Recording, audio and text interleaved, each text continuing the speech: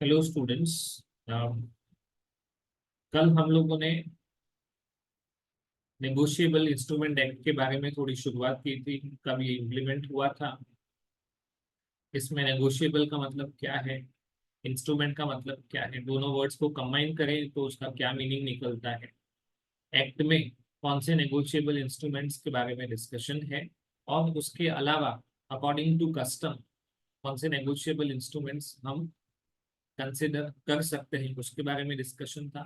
Mainly कल हमने promissory note और बिल ऑफ एक्सचेंज के बारे में डिस्कशन किया था, जहाँ पे प्रॉमिसरी नोट को एक अनकंडीशनल अंडरटेकिंग कहा गया है, वेयरएज बिल ऑफ एक्सचेंज को एक अनकंडीशनल ऑर्डर कहा गया है।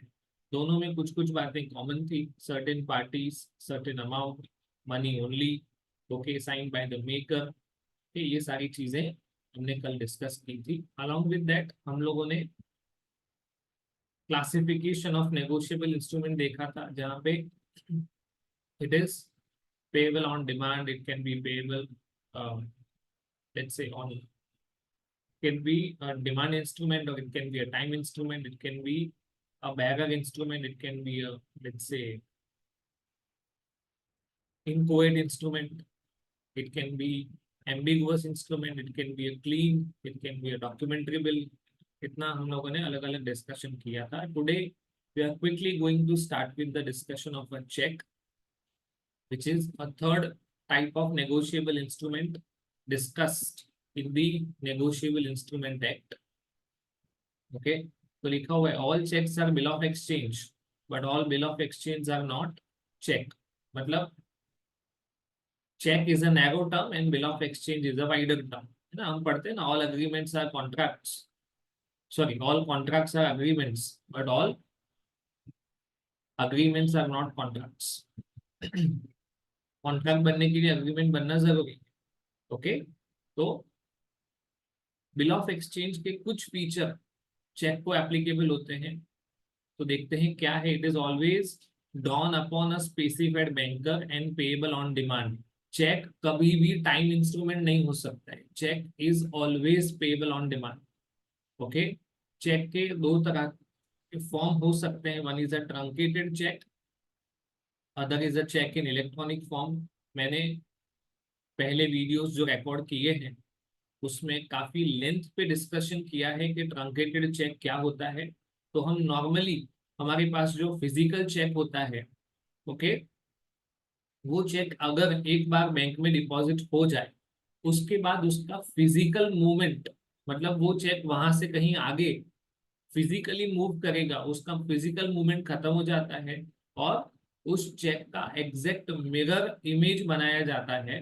बैंक के पास एक तरह का एक सिस्टम होता है जहाँ पे उसको एक ट्रंकेटेड फॉर्म में कन्वर्ट किया जाता है, और आगे चेक को जहां भी भेजना है ना, उसको क्लियर करने के लिए, पैसा कलेक्ट करने के लिए, तो वो इलेक्ट्रॉनिक फॉर्म में ही जाएगा। पर वो इलेक्ट्रॉनिक चेक नहीं है, वो फिजिकल चेक को ट्रंकेटेड कर दिया है। whereas there is another check जो इलेक्ट्रॉनिक फॉर्म में ही आता है, मतलब उसका कोई फिजिकल एग्जिस्टेंस होता ही नहीं है।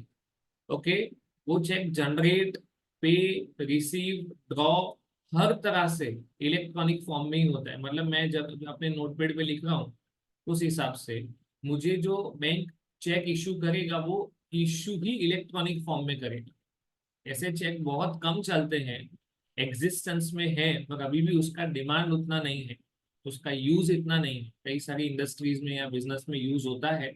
ओके, अभी भी मेजोरिटी जगह पे फिजिकल चेक यूज होता है, और एक बार वो चेक डिपॉजिट हुआ, उसके बाद बैंक उसको ट्रंकेट कर देता है। आगे देखते हैं। It is always payable on a specified banker, sorry, drawn on a specified banker, and it is always payable on demand. मैंने चेक का यहाँ पे एक फोटो ड्रॉ किया हुआ है, पिक्चर रखा हुआ है समझने के लिए। Okay, there are normally three parties to the cheque, drawer, drawee, and drawee in case of need, और एक होगा पेई। ओके, चेक के फीचर्स डिस्कस करते हैं क्विकली। चेक में भी क्या है, it is an unconditional order. पर हम ऑर्डर किसको देते हैं, we are giving order to the bank. मतलब मान लो कि मेरा अकाउंट आईडीबीआई बैंक में है और मुझे किसी को पे करना है, तो मेरे पास आईडीबीआई बैंक का चेकबुक होगा, उस पे मैं लिखूंगा pay to so and so person, इतना अमाउंट इन वर्ड्स, और यहाँ पे इन फिगर्स, यहाँ पे उसका डेट लिखा जाएगा, यहाँ पे मेरा अकाउंट नंबर होगा और यहाँ पे मेरा सिग्नेचर होगा। तो मैं ऑर्डर दे रहा हूँ, पर किसको ऑर्डर दे रहा हूँ? आईडीबीआई बैंक को। क्या करने के लिए? कि ये जो आई नाम का पर्सन है उसे आपको सो इन सो अमाउंट पे करना है।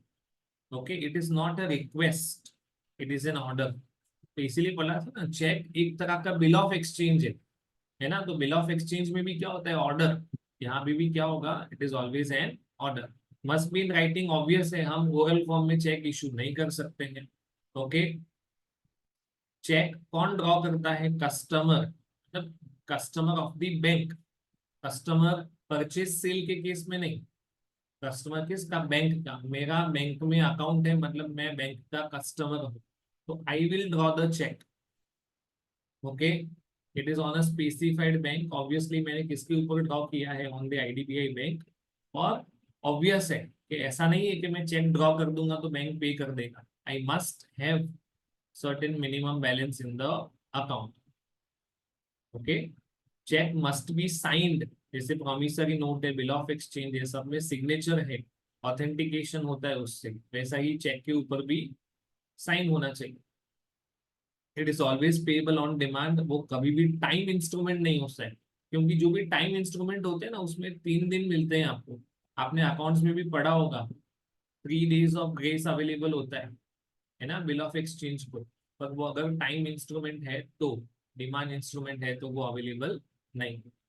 ओके, उसमें हमें सामने वाले को कितना अमाउंट पे करना है वो एग्जैक्ट अमाउंट मेंशन होना चाहिए, मतलब सर्टेन अमाउंट होना चाहिए। तो बिल ऑफ एक्सचेंज में हमने ये भी देखा था कि अमाउंट कैसा होना चाहिए? सर्टेन। सर्टेन का मतलब अमाउंट कंफर्म होना चाहिए। मेरा मन करेगा उतना पे कर दूंगा, ऐसा नहीं है। आपको अमाउंट कैसा रखना पड़ेगा? कंफर्म। चेक से आप क्या पे कर सकते हो? Money only. You can not transfer your vehicle through cheque, you can not transfer your car और फर्नीचर, है ना। आप उससे एक अकाउंट से दूसरे अकाउंट में सिर्फ मनी ट्रांसफर कर सकते हो, है ना। You can not even transfer shares. Okay, चलो, जिसको आप पे कर रहे हो, है ना, that is receiver of the amount, वो भी कैसा होना चाहिए? सर्टेन। सर्टेन मतलब नोन पर्सन होना चाहिए, and must be duly dated.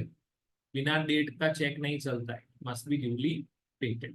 Okay, इसके बाद है concept due date of a bill और अ नोट। अगर कोई भी instrument otherwise then on demand है, मतलब डिमांड इंस्ट्रूमेंट नहीं है, if it is not a demand instrument तो 3 दिन मिलेंगे। बट अगर demand instrument, sorry, otherwise then on demand मतलब टाइम इंस्ट्रूमेंट है, ओके, तो 3 दिन मिलेगी। डिमांड इंस्ट्रूमेंट है तो 3 दिन का पीरियड आपको अवेलेबल नहीं होगा। एक्स्ट्रा जो 3 दिन मिलते हैं, period of grace, okay, cheque पे नहीं मिलेगा, because cheque is always payable on demand. अगर कोई बिल या note, promissory note, on demand payable है, या जहाँ पे टाइम मेंशन नहीं है, टाइम मेंशन नहीं है मतलब वो ऑटोमेटिकली क्या हो जाएगा? On demand. और जो भी चीजें ऑन डिमांड होती है उसमें 3 दिन एक्स्ट्रा अवेलेबल नहीं होते हैं। ओके, कौन से इंस्ट्रूमेंट में 3 दिन अवेलेबल होते हैं और वो पीरियड कैसे कैलकुलेट करते हैं, वो भी मैंने अलग से वीडियो में काफी डिटेल में डिस्कस किया हुआ है ना। पहले क्या ऐड करना है, मतलब अगर मैं ऐसा कहूँ कि मैंने आज कोई बिल ड्रॉ किया है, okay, for a period of 4 months, on 25 for a period of 4 months, तो पहले मुझे मंथ्स ऐड करना है, बाद में 3 दिन ऐड करना है। You have to be careful with that. Okay, that is June, July, August, September. तो 25 सितंबर आएगा और उसमें 3 दिन ऐड करेंगे, दैट विल बी 28 सितंबर। पहले दिन ऐड करें बाद में मंथ्स ऐड करेंगे, ऐसा नहीं चलेगा। ये तो सी, आप पहले दिन ऐड करो बाद में मंथ ऐड करो तो भी इस केस में आंसर सेम आएगा, बट हर केस में आंसर सेम आए वो जरूरी नहीं है। तो ऑलवेज रिमेम्बर, पहले जो भी नंबर ऑफ डेज, वीक्स या मंथ्स स्पेसिफाइड है वो ऐड करो, और उसके बाद जो 3 दिन ग्रेस का मिलता है वो ऐड करो। एक और चीज, आपका जो मैच्योरिटी पीरियड है वो अगर ऑलरेडी डिक्लेयर्ड हॉलीडे है तो प्रीवियस वर्किंग डे को ड्यू डेट माना जाएगा, और अगर इमरजेंसी डिक्लेयर्ड हॉलीडे है तो सक्सीडिंग वर्किंग डे को, है ना, सक्सीडिंग डे या प्रीवियस डे नहीं, दोनों में वर्किंग डे का इंपॉर्टेंस है। Is it okay? आगे बढ़ते हैं। Payment in due course. Okay, ये काफी इंपॉर्टेंट कॉन्सेप्ट है। पेमेंट इन ड्यू कोर्स का मतलब क्या होता है? जब भी आप किसी भी बिल, प्रॉमिसरी नोट या चेक का पेमेंट करते हो in accordance with the apparent tenor, tenor का मतलब होता है time period of the instrument, in good faith. कैसे पेमेंट करते हो? गुड फेथ मतलब आपका कोई गलत इंटेंशन नहीं है, आपका मन साफ है पेमेंट करते वक्त। And without negligence, without negligence मतलब आपने काफी केयरफुल वे में पेमेंट किया है। किसी को भी पे करते वक्त, जैसे हम बैंक में पैसा लेने जाते हैं तो बैंक कई सारी चीजें चेक करता है कि डेट सही लिखा है कि नहीं, अमाउंट दोनों तरह से सही लिखा है कि नहीं, जिस पर्सन को पे करना है उसका नाम सही तरह से लिखा है कि नहीं, उसके पास से उसका पैन कार्ड या आधार कार्ड लिया जाता है चेक करने के लिए, जिसने चेक लिखा है उसका सिग्नेचर मैच किया जाता है। तो इसको बोलते हैं विदाउट नेग्लिजेंस, है ना। नेग्लिजेंस का मतलब होता है केयरलेसनेस, और यहाँ पे विदाउट नेग्लिजेंस का मतलब होता है कि आपने केयरफुल वे में पेमेंट किया है। Okay, the payment to the person in possession of the instrument, possession का मतलब उससे होल्डर कहा जाएगा, which do not afford a reasonable ground for believing, मतलब आपके पास उसके ऊपर डाउट करने का कोई रीजन नहीं होना चाहिए। अगर आपके पास डाउट करने का रीजन है तो do not make the payment, पर आपके पास रीजनेबल ग्राउंड होना चाहिए। आप ऐसे ही अपने मन से कहो कि मुझे उसके ऊपर डाउट हो रहा था इसके लिए मैंने ऐसा किया, ऐसा नहीं चलता है। ओके, तो इसको वापस थोड़ा डिटेल में डिस्क्राइब किया हुआ है कि कब ये कंडीशन अगर सेटिस्फाई होंगी तो उसे क्या कहा जाएगा, it is considered as payment in due course. Okay, सबसे पहला अपरेंट टेनर। ओके, इसका मतलब है बिफोर मैच्योरिटी डेट उसका पेमेंट नहीं करना है, अगर किया है तो वो पेमेंट इन ड्यू कोर्स माना नहीं जाएगा, आपको ड्यू डेट पे ही पेमेंट करना है, मैच्योरिटी डेट पे। किसके बिहाफ पे किया है? It is made on behalf of the drawee और the acceptor. Okay, in money only, पैसों के अलावा आगे हमने देखा था हर केस में मनी ओनली में ही पेमेंट होना चाहिए। हाँ, अगर सामने वाला रेडी है, जिसको पैसा चाहिए या जो पैसा लेने वाला है पेई, अगर वो ऐसा कहता है कि एक काम करो मुझे 80% अमाउंट मनी में दे दो, 20% आप टाइम में दोगे तो चलेगा, तो ही वैलिड है। अदरवाइज कंपलसरी आपको मनी टर्म्स में ही पेमेंट करना है, that is currency notes. Okay, किसको पे किया गया है?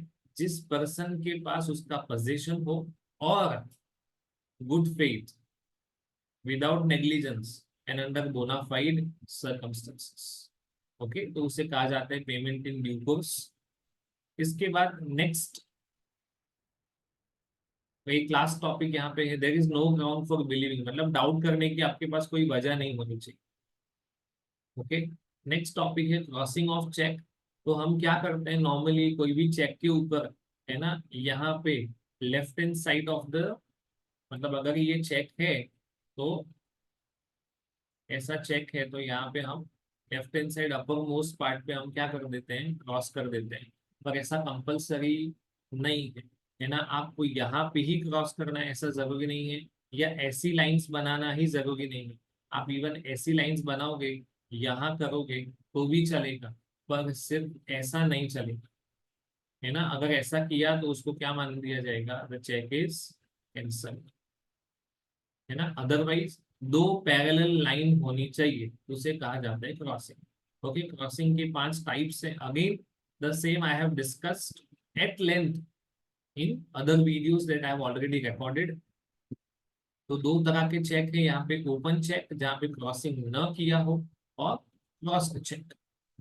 जो ओपन चेक है उसे बैरर चेक भी कहा जाता है, पर वो थोड़ा रिस्की होता है, क्योंकि अगर बैकअप चेक किसी के भी हाथ में आ जाए तो वो बैंक में ओवर द काउंटर जाके पैसा ले सकते हैं, है ना। मतलब अगर मान लो कि मुझे रास्ते में पड़ा हुआ किसी का बैकअप चेक मिल गया, तो मैं क्विकली उस बैंक में जाके और तुरंत वो पैसा विड्रॉ कर सकता हूँ। I am allowed to withdraw the amount on the counter itself.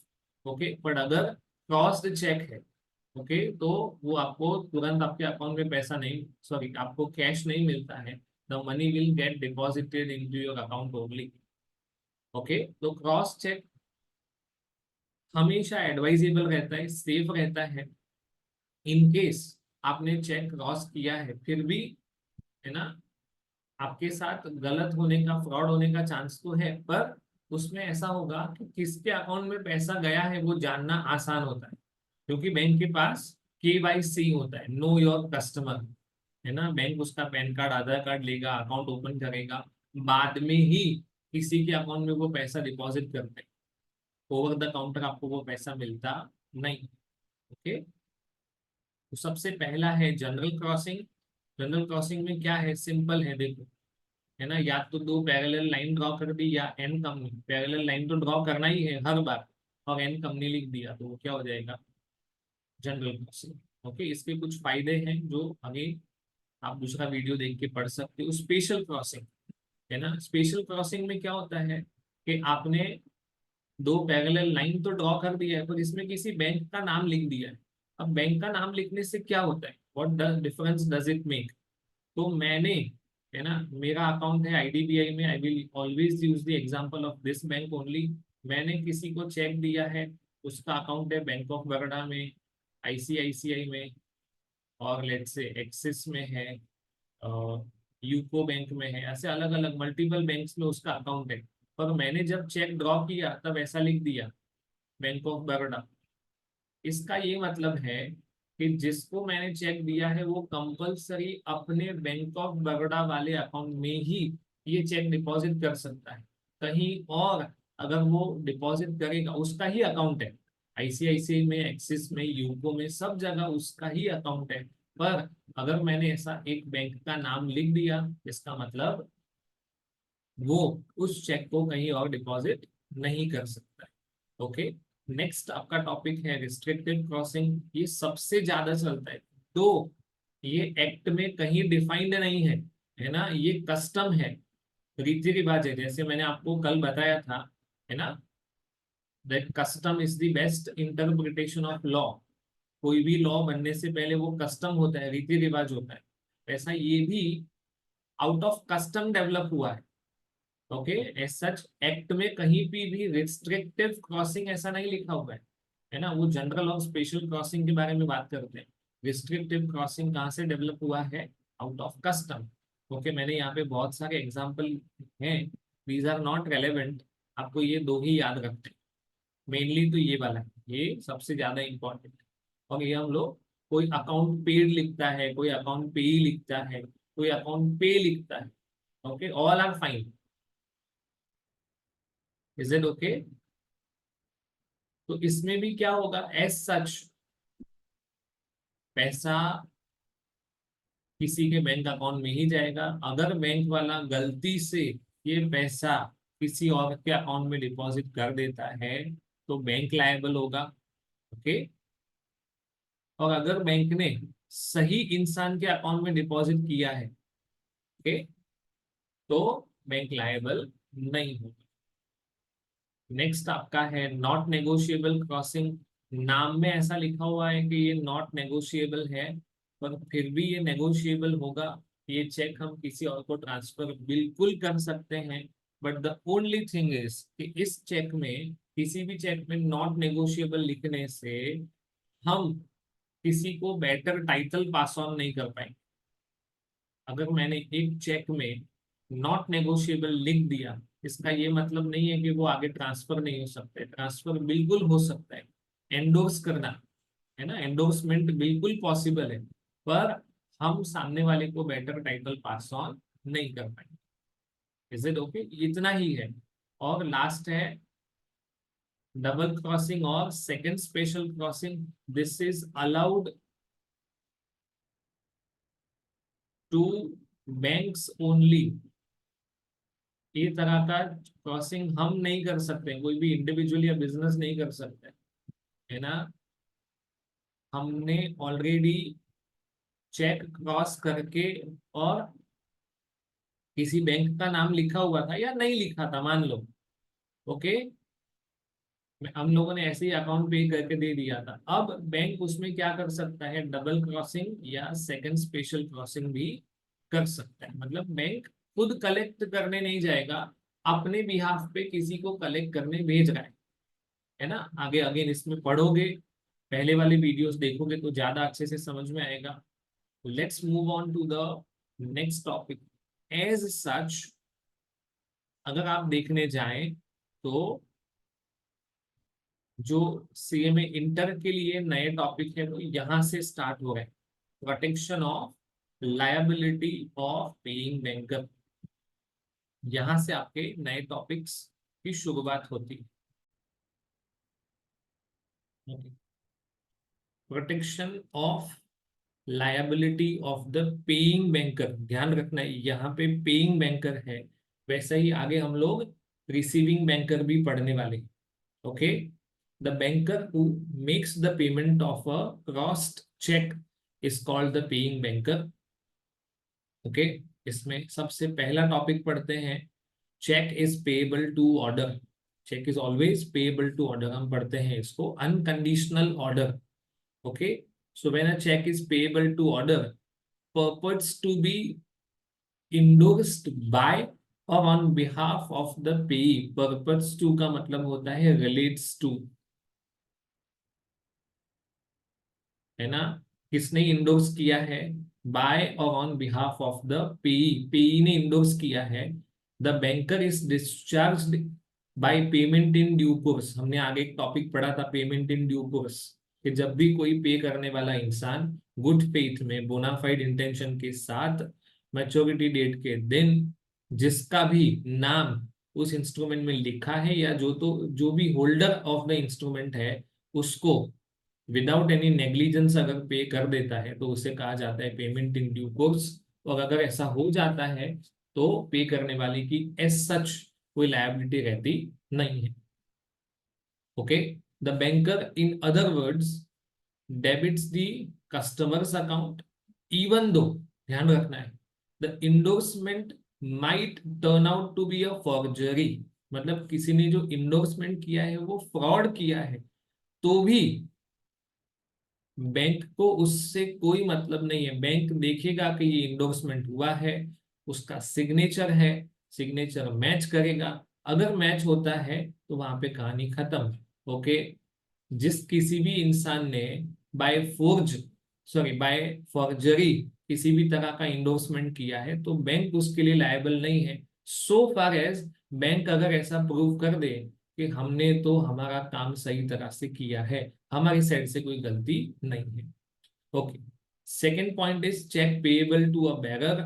Okay, तो ऐसा लिखा है once a cheque is bearer it is always a bearer check.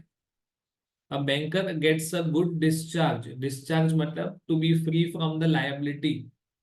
कब कोई भी बैंकर फ्री हो जाएगा, अगर वो पेमेंट इन ड्यू कोर्स कर देगा, किसको, to the holder of the cheque. उनको ये देखना नहीं है कि होल्डर सही मायने में ओनर है या नहीं है। ऑब्वियस है, क्योंकि मेरे पास कोई भी चेक है, भले मुझे रास्ते में मिला था, मैं बैंक में गया, मैंने पेमेंट ले लिया, तो बैंक तो यही देखता है ना, कि चेक कोई इंसान लेके आया है, उसमें साइन है, उसमें अमाउंट है, उसमें डेट है, और वो बैरर चेक है, कहानी खत्म, उसको over the counter he amount पे करना है। अगर इसका स्टॉक पेमेंट नहीं किया हुआ है तो ओके, अच्छा, payment of cheque cross generally, अगर चेक को जनरली क्रॉस किया हुआ है, the banker on whom it is drawn shall not pay is otherwise than to a banker. मतलब ऑब्वियस है कि मैंने चेक ड्रॉ किया है और मैंने ऑर्डर दिया है आईडीबीआई बैंक को कि आप मिस्टर आई को पे करो, तो वो मिस्टर आई को पे करेगा, मतलब आई को नहीं पे करेगा, आई का जहां पे अकाउंट है उस बैंक को वो पैसा देगा। ओके, चलो नेक्स्ट इज जहां पे स्पेशल क्रॉसिंग किया हुआ, स्पेशल क्रॉसिंग माने अकाउंट पे ही है, तो ऑब्वियस है किसको पे करना है, टू द बैंकर और टू द एजेंट। एजेंट कब आएगा, जब डबल क्रॉसिंग किया हुआ हो। तो डबल क्रॉसिंग मैंने आपको बताया था, double crossing is allowed to a bank only. तो आप उस बैंक को पे करोगे या उस बैंक के एजेंट को, तो बैंक का एजेंट दूसरा कोई बैंक ही होगा। मतलब अल्टीमेटली ये पैसा कहाँ जाने वाला है, किसी बैंक अकाउंट में ही जाने वाला है। जनरल क्रॉसिंग होगा तो जो रिसीवर है उसके बैंक अकाउंट में, और स्पेशल क्रॉसिंग या डबल स्पेशल क्रॉसिंग होगा तो बैंकर के अकाउंट में पैसा जाएगा या एजेंट के अकाउंट में पैसा जाएगा। पर बट ऑब्वियस है एजेंट भी कोई बैंक ही होगा। Okay, payment in due course of a crossed check. Okay, so when the banker has paid the amount in due course, the banker paying the check and the drawer thereof shall respectively be entitled to the same rights and be placed in the same position as they would respectively be entitled if the amount has been paid to the true owner। मतलब क्या है, कभी कभी ऐसा होता है कि हमने चेक क्रॉस किया हुआ है पर फॉर्जरी की वजह से वो पैसा जिसको एक्चुअल में ट्रू ओनर को मिलना चाहिए उसको नहीं मिला, किसी और को मिल गया, तो उससे हमको कोई मतलब नहीं है। हमारे अकाउंट से पैसा गया, बैंक ने दिया है, केयरफुल वे में दिया है, किसी के बैंक अकाउंट में ही दिया है, तो बस हमारा लायबिलिटी खत्म। तो हमने भले गलत इंसान को पे कर दिया पर हमें तो नहीं पता था कि वो गलत इंसान है। वी डोंट नो, मतलब हमारा जो बैंक है उसके पता नहीं था, है ना। तो यहाँ पे ये बैंकर के लिए सेफ्टी है, क्या है, द बैंकर इज सेफ, है ना, प्रोटेक्शन फ्रॉम लायबिलिटी, इसलिए वर्ड क्या लिखा हुआ है, प्रोटेक्शन फ्रॉम लायबिलिटी। तो बैंकर भी डिस्चार्ज हो जाएगा, मतलब आईडीबीआई बैंक का भी कोई लायबिलिटी नहीं आएगा और मेरा भी नहीं आएगा। चलो next is payment of crossed cheque out of due course, है ना, इन ड्यू कोर्स नहीं है, आउट ऑफ ड्यू कोर्स है, तो क्या होगा। ओके, अदरवाइज मतलब हम पे करें पर किसको पे करें, otherwise than to the banker to whom the same is crossed और is agent for collection being a banker shall be liable to the true owner. मतलब आप अगर इन ड्यू कोर्स करोगे तो आप लायबल नहीं हो, अगर आउट ऑफ ड्यू कोर्स करोगे तो आपका लायबिलिटी रहेगा। बट ऑब्वियस है इसमें एक एक्सेप्शन है, payment of cheque on which drawer signatures were forged. If any drawee bank make the payment on a check on which drawer's signatures were forged, then such bank shall be liable to the true। Okay, तो अगर signature, किसके signature, drawer के ही signature forge किए गए हैं, है ना, तो फिर बैंक लायबल रहेगा। ओके, इंडोर्समेंट फॉर्ज हुआ है तो बैंक लायबल नहीं है, ध्यान रखना है, दो जगह पे फॉर्जरी है। अगर इंडोर्समेंट फॉर्ज हुआ है तो बैंक लायबल नहीं है, पर ड्रॉवर का सिग्नेचर तो बैंक वेरीफाई कर सकता है ना। मैं अगर किसी को चेक ड्रॉ कर रहा हूं तो मेरा सिग्नेचर तो बैंक के पास एनी भी अवेलेबल रहता है, तो मेरा सिग्नेचर कोई कैसे फॉर्ज कर सकता है ना। और अगर किया भी है तो bank is able to verify, bank के पास मेरा सिग्नेचर का डेटा अवेलेबल होता है, उस केस में बैंक का गलती। ओके, कभी टाइम मिलेगा तो ये भी बताऊंगा कि बैंक वाले सिग्नेचर पढ़ते कैसे हैं, किस तरह से वेरीफाई करते हैं। अगर मैंने किसी चेक पे ऐसा साइन किया है तो वो उसमें कौन सी ऐसी चीजें वेरीफाई करते हैं जिससे उनको पता चले कि ये मैंने ही साइन किया है। Okay, let's see, protection of liability of collecting banker, इससे पहले पढ़ा था पेइंग बैंकर, जो पैसा पे कर रहा है, यहाँ पे कौन है, कलेक्टिंग, जिसके बैंक में पैसा जा रहा है ना, उसको किस तरह से प्रोटेक्शन मिलता है। Let's read the same section 131, non liability of the banker receiving the payment of cheque. Obvious है जिसको पैसा रिसीव करना है उसका क्या ही लायबिलिटी होता है ना, पे करने वाले को ध्यान रखना है। अब banker who has in good faith and without negligence received payment for a customer, okay, shall not, in case the title of the check proves defective, है ना, चेक अगर, चेक का जो ओनरशिप है वो अगर डिफेक्टिव प्रूव होता है, उससे उसको कोई मतलब नहीं है ना। The banker, the receiving banker shall not incur any liability to the true owner, क्योंकि उसके पास कोई ऑप्शन नहीं है वेरीफाई करने का। मैंने अपना आईडीबीआई बैंक का चेक किसी थर्ड पार्टी को दिया, वो थर्ड पार्टी जाके अपने बैंक में पैसा सॉरी चेक डिपॉजिट कर देता है, और ये वाला बैंक इसको इन्फॉर्म करता है आईडीबीआई को। तो इस चेक पे जो थर्ड पार्टी ने गिवन बैंक में, that is bank of Baroda में डिपॉजिट किया है, तो चेक तो मैंने दिया है, मिस्टर मोहन ने दिया है, और मेरा अकाउंट आईडीबीआई बैंक में है, तो बैंक ऑफ बड़ौदा तो मेरा सिग्नेचर वेरीफाई ही नहीं कर पाएगी। कौन वेरीफाई कर पाएगा? आईडीबीआई। तो अगर ड्रॉवर का सिग्नेचर फॉर्ज्ड है, तो जो पेमेंट करने वाली बैंक है वो लायबल रहेगी, जो रिसीट करने वाली बैंक है वो लायबल नहीं होगी।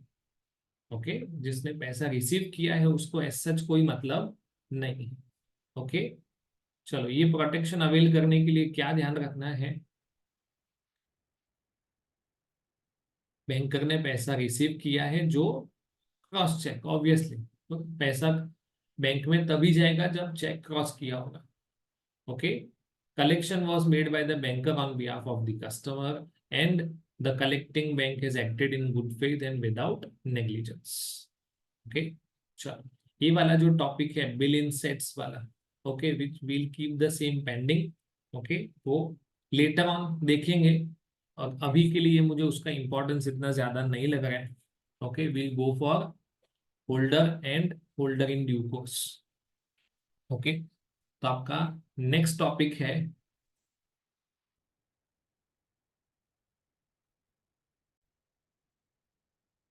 आपका नेक्स्ट टॉपिक है holder and holder in due course. Okay, holder in due course को शॉर्ट फॉर्म में एचडीसी भी कहा जाता है। मैंने इसका भी थोड़ा बहुत डिस्कशन किया हुआ है, पर यहाँ पे हम अगेन इसके लिए एट लेंथ डिस्कस करेंगे। Okay, let's go for the C. The holder of a promissory note, a bill of exchange or a check means any person, ध्यान रखना है इसकी डेफिनेशन और एचडीसी की डेफिनेशन में क्या डिफरेंस है, who is entitled in his own name to the possession thereof। Okay, आपके पास उस इंस्ट्रूमेंट का पोजेशन रखने का एंटाइटलमेंट है, मतलब आप लीगली एंटाइटल्ड हो, you are legally entitled to keep the possession thereof and to receive or recover the amount due। ऐसा कोई भी इंसान जिसके पास दो चीजें हैं, किसी भी नेगोशिएबल इंस्ट्रूमेंट का पोजीशन रखने का और उसके ऊपर जो पैसा है वो रिसीव करने का अगर एंटाइटलमेंट है, तो उस पर्सन को कहा जाता है holder. Okay, let's see, when the note, bill or check is lost or destroyed, its holder is the person so entitled at the time of such loss। मतलब जब वो खोया था तब जिसके पास था, जिसके पास से खोया है या डिस्ट्रॉय हुआ है, उस पर्सन को होल्डर कहा जाता है। ओके, इसका एग्जांपल देखते हैं। अ पर्सन हु फाइंड्स और स्टील्स अ बेरर इंस्ट्रूमेंट, मतलब जिसको कहीं पे बेरर इंस्ट्रूमेंट मिलता है या वो चोरी कर लेता है। मेरे घर पे मान लो या मेरे बिजनेस में कहीं पे चेक एक साइन किया हुआ पड़ा है, बेरर चेक है, और कोई वहां से चुरा ले, ओके, या तो कोई भी इंस्ट्रूमेंट वो फॉर्ज्ड इंडोर्समेंट के अंडर ले लेता है अपने पास, उस पर्सन को होल्डर नहीं कहा जाता है, क्योंकि उसके पास लीगल एंटाइटलमेंट नहीं है। उस वो अभी होल्ड कर रहा है, उसके पास इंस्ट्रूमेंट है, नहीं ऐसा नहीं है, पर क्या उसके पास लीगली वो राइट था? Okay, the answer is no, क्योंकि उसको या तो वो मिला है, या तो उसने वो चोरी किया है, या उसने forged endorsement किया है। The reason is that the holder must have right to receive or recover the money, यहाँ पे उसके पास अधिकार नहीं है, वो रिसीव कर भी लेगा, बैंक में जाएगा, पैसा मिल भी जाएगा, पर ऐसा उसके पास वो राइट नहीं था। ओके, सेकेंड एग्जाम्पल देखते हैं। An agent holding an instrument for his principal is not a holder, क्योंकि इंस्ट्रूमेंट का पोजीशन रखने की और इंस्ट्रूमेंट के ऊपर पैसा रिकवर करने की जिम्मेदारी या लेट्स से राइट किसका था, प्रिंसिपल का था। अभी भले प्रिंसिपल ने वो राइट एजेंट को दिया हुआ, पर लॉ किसको पहचानता है, law recognizes the principal. The reason being that although the agent can receive the payment of the instrument, he has no right to sue, क्योंकि आपके पास एंटाइटलमेंट कब आता है, जब आप अपने राइट को क्या कर सको, एनफोर्स कर सको, है ना। मतलब you can go to the court of law, तो एजेंट नहीं जाएगा, ऑब्वियस है ना। Who will go, the principal will go to the court of law. इसलिए किसको होल्डर कहा जाएगा, the principal will be considered as the holder and not the agent.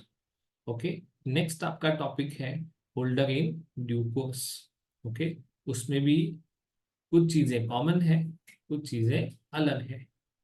Okay, वहां पे तीन चीजें लिखी हुई थी, any person who is having entitlement of position and who is being right to receive the payment. Holder in due course में क्या है, any person who for consideration, मतलब यहाँ पे फॉर वैल्यू रिसीव्ड, ये वर्ड बहुत इंपॉर्टेंट है। अगर आपको एचडीसी बनना है तो कंसिडरेशन इंपॉर्टेंट है। कंसिडरेशन का मतलब हम इंडियन कॉन्ट्रैक्ट एक्ट में पढ़ चुके हैं, है ना। क्विड प्रो को, that is something in return, and becomes the possessor, उसके पास किसी भी नेगोशिएबल इंस्ट्रूमेंट का पोजीशन आता है। Okay, as a let's say पेई या एज एन इंडोर्सी। पेई मतलब मैंने किसी को गुड्स बेचा था और किसी ने मुझे चेक दे दिया, तो आई बिकम अ पेई। पर मुझे वाया वाया कहीं से बिल, प्रॉमिसरी नोट या चेक आ रहा है, तो मैं क्या बनूंगा, इंडोर्सी। जिसने दिया है वो इंडोर्सर बनेगा, मैं बनूंगा इंडोर्सी।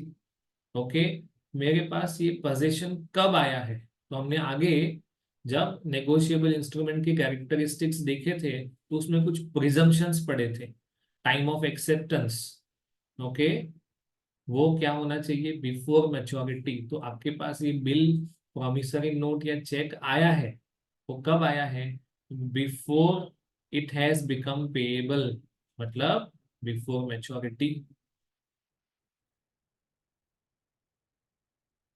और आपके पास ये इंस्ट्रूमेंट गुड फेथ में आना चाहिए, मतलब आपके पास कोई रीजन नहीं होना चाहिए डाउट करने का, without having sufficient cause to believe that any defect existed in the title of the person, जिसके पास से हमें ये चेक या बिल ऑफ एक्सचेंज या प्रॉमिसरी नोट मिला है।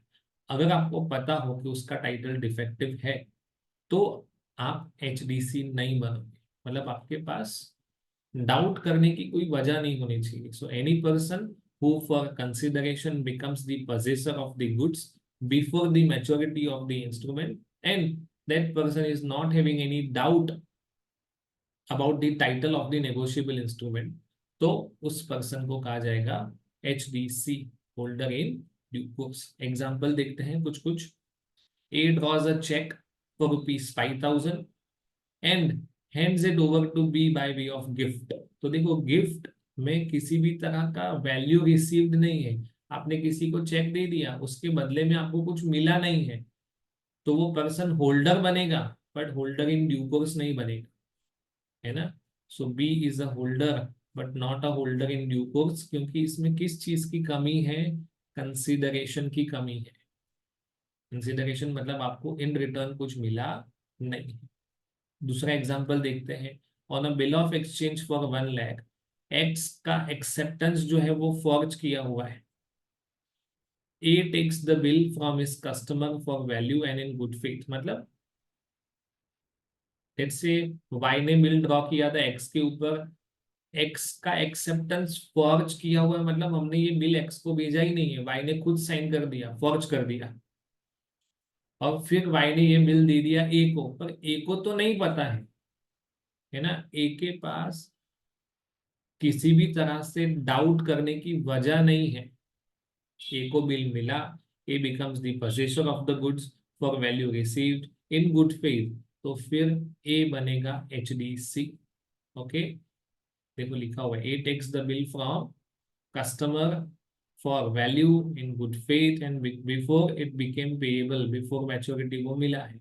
तो क्या ए HDC होगा या नहीं होगा? द आंसर इज यस, है ना। A will be considered as holder in due course. आपको सिर्फ कंडीशंस देखनी है। Any person who for value received becomes the possessor of the instrument before maturity and without having any sufficient cause to doubt. Okay, but where a signature on the negotiable instrument is forged, it becomes what? Nullity. The holder cannot enforce payment thereon in the event of holder being able to obtain payment in spite of forgery. देखो, पहली बात तो ये लिखी है कि इस case में होल्डर पैसा नहीं ले सकता है, और अगर किसी वजह से होल्डर को पैसा मिल भी गया तो वो उसको रिटेन नहीं कर सकता है। उसको ये पैसा उसके ट्रू ओनर को लौटाना पड़ेगा। ओके, क्या करना पड़ेगा? तो देखो, ड्रॉवर या ड्रॉई का सिग्नेचर फॉर्ज किया हुआ है ना, तो आप HDC नहीं भरोगे, है ना। ध्यान रखना है। प्राइमा फेसी क्या लग रहा है? That he can be considered as a holder in due course, but जहाँ पे सिग्नेचर फॉर्ज किया हो, किसी और तरह का डिफेक्ट हो तो फाइन, सिग्नेचर इज फॉर्ज्ड, आपके पास उस पेमेंट को एनफोर्स करने का कोई अधिकार नहीं है। क्या लिखा है? The principle is universal in character by reason where of even a HDC is not exempt from it. Universal है मतलब सबको एक तरह से एप्लीकेबल है। An HDC is protected when there is a defect in the title, but he derives no title when there is entire absence of title. देखो, किसी का टाइटल डिफेक्टिव था तो आपको प्रॉब्लम नहीं है, पर जहां पे टाइटल ही नहीं था, क्योंकि जिसके पास से पैसा लेना है उसका सिग्नेचर ही फॉर्ज किया हुआ है, तो जिसने बिल ड्रॉ किया था उसके पास बेटर टाइटल है ही नहीं। टाइटल डिफेक्टिव होना और टाइटल का ना होना दोनों में डिफरेंस है। तो यहाँ पे जिसने बिल ड्रॉ किया है, मतलब वाई ने एक्स के ऊपर बिल ड्रॉ किया था, वाई के पास टाइटल ही नहीं था। अगर वाई का टाइटल डिफेक्टिव होता तो ए को कोई प्रॉब्लम नहीं है, ए इज एन इंडोर सी। तो यहाँ पे वाई के पास टाइटल था ही नहीं, तो in this case A can not receive the amount. आगे बढ़ते हैं। Essentials to become a holder in due course हमने ये ऑलरेडी देख लिया है। The holder must have paid valuable consideration. Valuable मतलब ऐसी कोई चीज जिसको लॉ माने कि हाँ we have some value in the eyes of law. मतलब मैं किसी को छोटा सा पॉट लाके दे दूं और ऐसा कहूं कि ये अल्लाह दिन का चिराग है, तो वो वैल्यूएबल कंसिडरेशन नहीं है ना। वैल्यूएबल कंसिडरेशन का मतलब क्या होता है? Something valuable in the eyes of law. और वो कंसिडरेशन भी कैसा होना चाहिए? लॉफुल। अगर आपको कोई भी चीज बाय वे ऑफ गिफ्ट या इनहेरिटेंस में मिला, इनहेरिटेंस मतलब जैसे हमको हमारे पेरेंट्स के पास से प्रॉपर्टी या ग्रैंड पेरेंट्स के पास से, है ना, bye way of will property मिलता है, तो उस केस में हम होल्डर इन ड्यू कोर्स नहीं माने जाते, क्योंकि इसमें किस चीज की कमी है? कंसिडरेशन की कमी है। तो पहला चीज कंसिडरेशन होना चाहिए। कब आपके पास आना चाहिए? We have acquired before maturity. Okay, we have acquired in good faith, must be complete and regular. Okay, and he must have received the instrument as a holder. Okay, तो जो HDC है वो पेई, पजेसर या endorsee कोई भी हो सकता है ना। चलो, privileges of becoming a holder in due course. अगर आप HDC बनते हो तो आपको क्या क्या बेनिफिट्स है? What are the, let's say, privileges available to you? तो in case of inchoate instrument, inchoate का मतलब incomplete instrument है। incomplete instrument का मतलब क्या होता है कि किसी भी सिग्नेचर, किसी भी इंस्ट्रूमेंट के ऊपर आपने डेट लिख दिया, साइन कर दिया, पर अमाउंट लिखना रह गया, वो सामने वाले के लिए छोड़ दिया है कुछ चीजें, तो that is called incomplete instrument. A person signing and delivering to another a stamped stamp किया हुआ होना चाहिए, but otherwise incomplete instrument, okay, is debarred. Debarred माने मना नहीं बोल सकते हैं, from asserting as against a holder in due course that the instrument has not been filled in accordance with the authority given by him. Okay, इसका मतलब क्या है? अगर मैंने किसी को इनकम्प्लीट इंस्ट्रूमेंट दे दिया, बाकी की चीजें इसको फिल करने के लिए दे दी, कभी कभी प्रैक्टिकल लाइफ में ऐसा होता भी है कि मान लो कि मैं कहीं पे गुड्स खरीदने गया और मैंने मिस्टर डी को लिस्ट दे दिया। अब मिस्टर डी ने बोला कि इसका कितना अमाउंट होगा वो अभी पता नहीं है, मैं पूरा गुड्स का लिस्ट रेडी करूंगा उसके बाद पता चलेगा। तो मिस्टर एम ने या मैंने ऐसा कहा कि एक काम करो, मैं आपको एक चेक साइन करके दे देता हूँ, डेट वेट लिख देता हूँ, अमाउंट आप भर। ओके, तो मिस्टर डी के पास नेगोशिएबल इंस्ट्रूमेंट आया, किस वजह से आया? फॉर वैल्यू रिसीव्ड, मतलब मिस्टर डी ने मुझे गुड्स बेचा है, वो वैल्यू रिसीव्ड है। Are they having position of the negotiable instrument? The answer is yes. क्या बिफोर मैच्योरिटी है? यस। क्या उनके पास डाउट करने का कोई रीजन है? The answer is no. सारी कंडीशन फुलफिल हो गई, मतलब mister D will become holder in due course. अब अगर बाद में मैंने ऐसा आर्ग्यूमेंट दिया कि मैंने तो आपको एक इनकम्प्लीट इंस्ट्रूमेंट दिया था, इनकोएड इंस्ट्रूमेंट दिया था, तो कोर्ट मेरे आर्ग्यूमेंट को कंसिडर नहीं करेगा। प्रोवाइडेड, चेक के ऊपर तो स्टैम्प की जरूरत नहीं है, पर अगर मैंने ऐसा कोई बिल ऑफ एक्सचेंज या प्रॉमिसरी नोट साइन कर दिया है तो उसके ऊपर स्टैम्प होना चाहिए। अगर वो एडिक्वेट स्टैम्प है, एडिक्वेट मतलब क्या है? सपोज मैंने जो चेक दिया उसके ऊपर मिस्टर डी ने 2 लाख रुपए का अमाउंट लिखा है, तो जो स्टैम्प है वो इतना होना चाहिए कि जो 2 लाख की वैल्यू को कवर कर सके। मतलब कभी कभी ऐसा होता है ना कि अगर आपको किसी को 50,000 रुपए का पेमेंट करना है तो 2 रुपए का रेवेन्यू स्टैम्प लगाना पड़ेगा, 2 लाख का पेमेंट करना है तो 10 रुपए का रेवेन्यू स्टैम्प लगाना पड़ेगा, है ना? तो उस पे कम से कम 10 रुपए का रेवेन्यू स्टैम्प होना चाहिए। 10 रुपए से ज्यादा होगा तो चलेगा, पर कम नहीं चलेगा, क्योंकि अमाउंट कितना है? 2 लाख रुपए। एग्जाम्पल देखते हैं। A signs his name on a blank but stamped instrument. Okay, bill of exchange पे साइन कर दिया, स्टैम्प है वो, everything is fine, which he gives to be with an authority to fill up as a note for a sum of ₹3,000 only. 3,000 से ज्यादा नहीं, है ना? बट बी कितना फिल करता है? 5,000। तो अभी एज ऑफ नाउ बी क्या है? लेट्स से अभी वो पेई है, फिर आगे वो बिल एंडोर्स कर देगा तो कोई और पेई बन जाएगा। B then transfers to it for C for a consideration of ₹5,000। B ने ये बिल किसको दे दिया? सी को दे दिया। बी बिकम्स इंडोर्सर, सी बिकम्स इंडोर्सी। और उसने कैसे लिया है? Good faith. देखो होगा ना, सी ने उसको गुड्स या सर्विसेज बेचा होगा, सी के पास नेगोशिएबल इंस्ट्रूमेंट आ गए for value receive, C having the position before maturity, सब कुछ हो रहा है। C is entitled to recover the full amount of instrument because वो क्या है? Holder in due course. whereas B, being a holder, cannot recover the amount because he filled the amount in excess of his authority। क्योंकि देखो, mister A ने मान लो mister B को bill दिया था और उसने आगे सी को दे दिया, तो ए ने मना बोला था कि 3,000 से ज्यादा नहीं, पर ये तो बी को पता है और ए को पता है, सी को इसके बारे में कुछ पता नहीं है, तो सी विल बिकम HDC, क्योंकि उसके पास डाउट करने की कोई वजह नहीं है। C is not having any reason to doubt.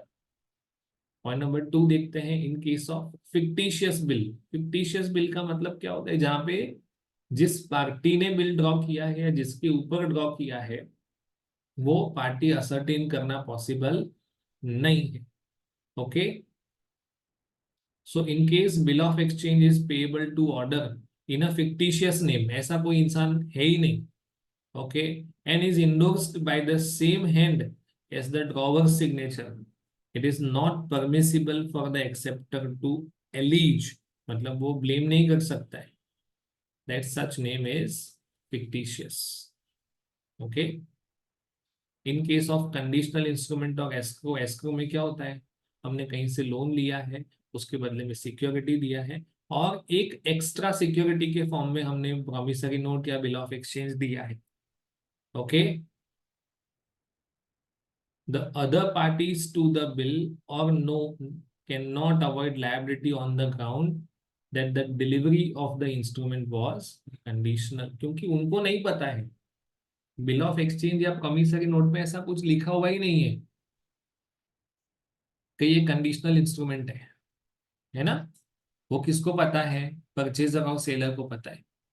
तो जो परचेजर है, सॉरी सेलर है, वो आगे कहीं पे इसको एंडोर्स कर देता है, तो उससे इंडोर्स सी को कोई नुकसान नहीं होता है, क्योंकि इंडोर्स सी अगेन क्या बनेगा, एच डी सी क्या बनेगा, है ना। सेल,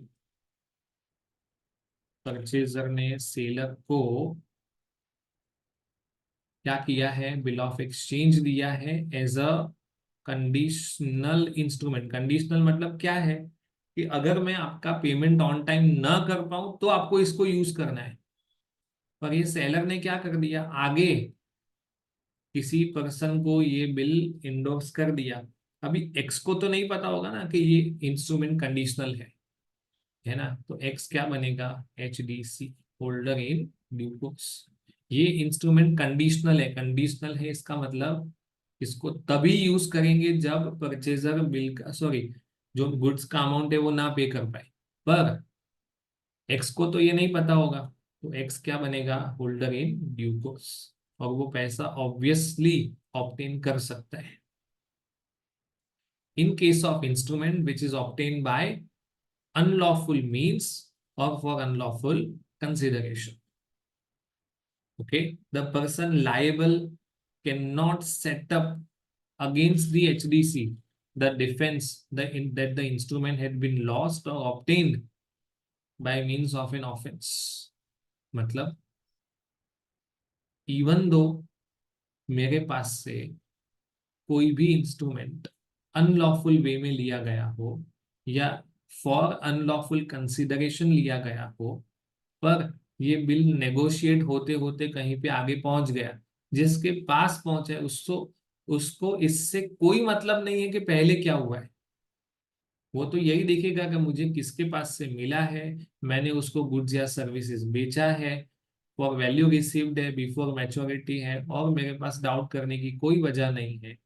तो फिर मान लो कि मेरा कोई चेक था, वो वाया वाया कहीं पहुंच गया, जिसके पास पहुंचा वो ऑब्वियसली मेरे पास से पैसा ले सकता है, मैं बाकी के बीच के लोगों के सामने केस कर सकता हूँ, पर अभी के लिए मुझे एचडीसी को पैसा दे देना पड़ेगा, I will have to make payment to HDC,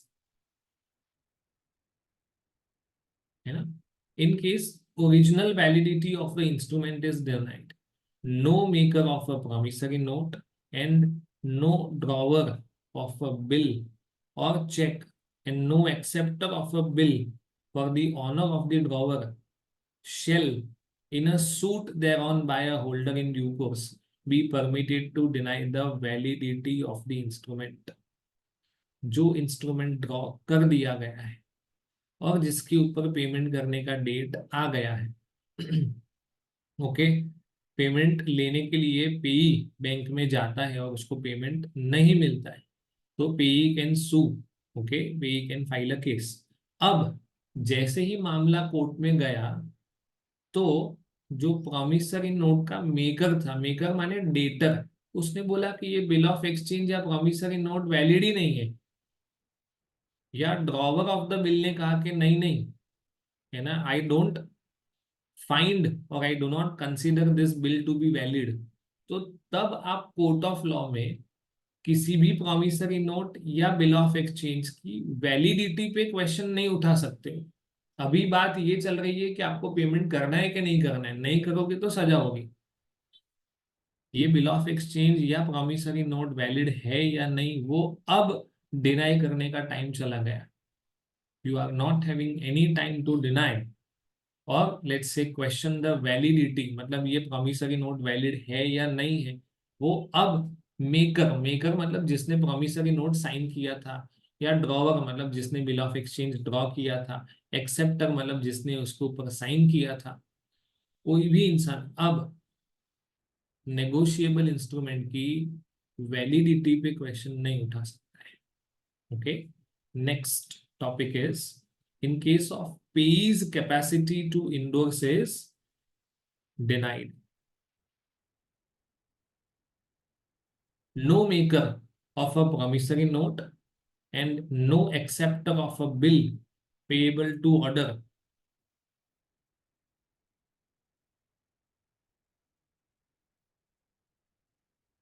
क्या लिखा है, no maker of a promissory note and no acceptor of a bill shall in a suit thereon by HDC be permitted to deny the pays capacity at the date of the note or bill to endorse the same। मतलब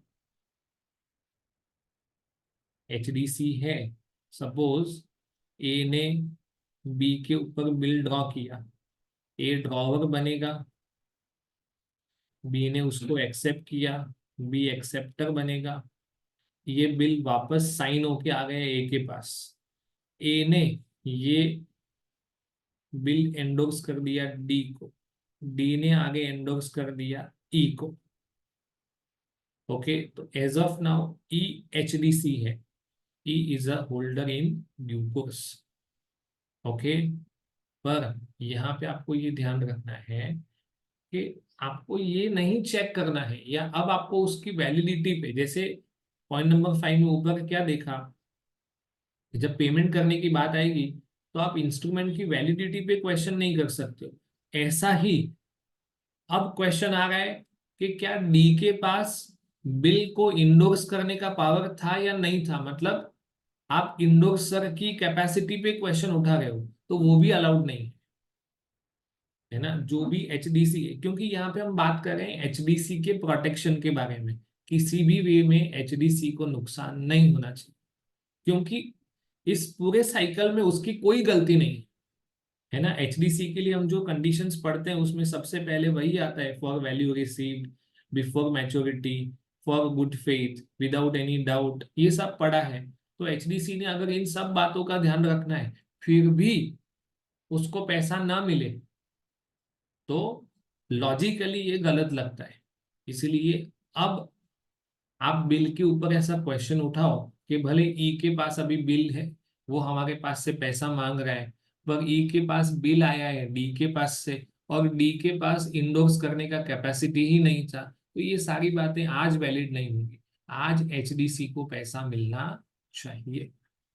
okay, सो फार आज के दिन में हमने ये देखा कि check के बारे में देखा, चेक के क्रॉसिंग के बारे में देखा, all cheques are bill of exchange, all bills of exchange are not cheque, cheque की फीचर्स के बारे में देखा, क्रॉसिंग के बारे में देखा।